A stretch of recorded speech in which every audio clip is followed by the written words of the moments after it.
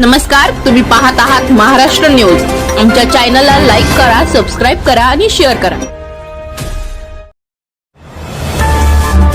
मनोहर कांबळेंना न्याय मिळालाच पाहिजे, मिळालाच पाहिजे, मिळालाच पाहिजे, मनोहर कांबळेंना न्याय मिळालाच पाहिजे, मिळालाच पाहिजे, मिळालाच पाहिजे। आमच्या मनोहर कांबळे यांच्यावरती पनवेल पोलिसांनी खोटे गुन्हे दाखल केले। यांचा फक्त गुन्हा हा होता की हे समाजासाठी न्याय मागण्यासाठी पोलीस स्टेशनला जायचे, तेथील जे अवैध धंदे चालतात त्यांच्या विरोधात तक्रार करायचे। हा राग मनात धरून तिथला जो कलेक्शन करणारा पोलीस अधिकारी आहे महादेव शेवाळे याने तिथे बनाव रचून 3 खोट्या हिंसा यांच्यावरती केल्या।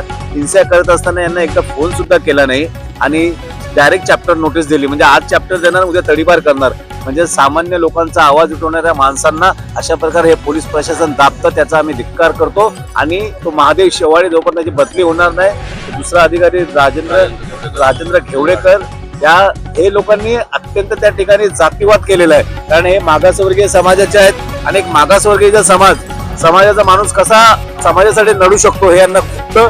म्हणून तिथं असलेल्या सगळ्या सवर्ण समाजाच्या लोकांनी मिळून यांच्या विरोधात आणि राकेश कांबळे यांच्या विरोधात कट रचलेला आहे। हे तेथील उपसरपंच आहे, पळसपेचे सदस्य आहेत। अशा प्रकारे पोलीस प्रशासनाच्या विरोधात आम्ही भीमराज सेनेच्या वतीने मनोहरजी कांबळे यांच्या नेतृत्वात या ठिकाणी आमरण उपोषण ठेवलेला आज पहिला दिवस आहे।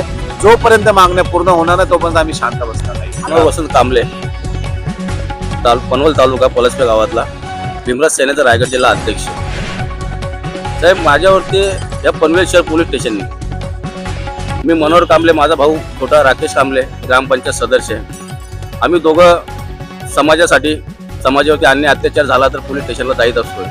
परंतु आम्ही तिथं जावा नाही, त्यांना जाब विचारावा नाही याकरता महादेव शेवाळे, राजेंद्र घेवडेकर ह्या 2 अधिकाऱ्यांनी दारू माफ्याला हाताशी धरून आमच्यावरती खोटी एनसी केली।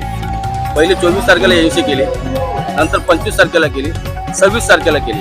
ज्यावेळी 26 तारखेला माझ्यावरती एनसी झाली आमच्या दोघां भावांवरती, तेव्हा मी लातूरला होतो। तिथं मला फोन आला का तुमच्यावरती चॅप्टर झाले, तुम्ही पोलीस स्टेशनला या। तर त्याचा जाब विचारण्यासाठी गेलो, ते बोलतात ही खरी गोष्ट आहे, तर तुम्ही याला दम दिला, त्यामुळे तुम्ही व्हिडिओ चेक करा, आमचा फोन चेक करा। हे काही न करता आमच्यावरती दोघांवरती चॅप्टर दिले आणि ती चॅप्टर आम्ही घेणार नाही। मी आता उपोषणाला बसलोय। भीमराज सेनेच्या माध्यमातून राष्ट्रीय अध्यक्षांनी मला सांगितलं की तुमच्यावरती जर अन्याय झालाय तर तुम्ही उपोषणाला बसा, मी तुमच्या पाठीशी आहे आणि पूर्ण संघटना पाठीशी आहे। इथं आझाद मैदान पोलीस स्टेशनने सांगितलं की इथं तुम्हाला उपोषण करता येणार नाही, इथं फक्त आंदोलन चालतोय। परंतु त्यांच्यासाठी हा आंदोलन असेल, माझ्यासाठी हा उपोषण असेल। मी इथनं गेल्यानंतर महामानव डॉक्टर बाबासाहेब आंबेडकरांचा पुतळा आहे पनवेलला, तिथं स्वतः बसून उपोषण करतो।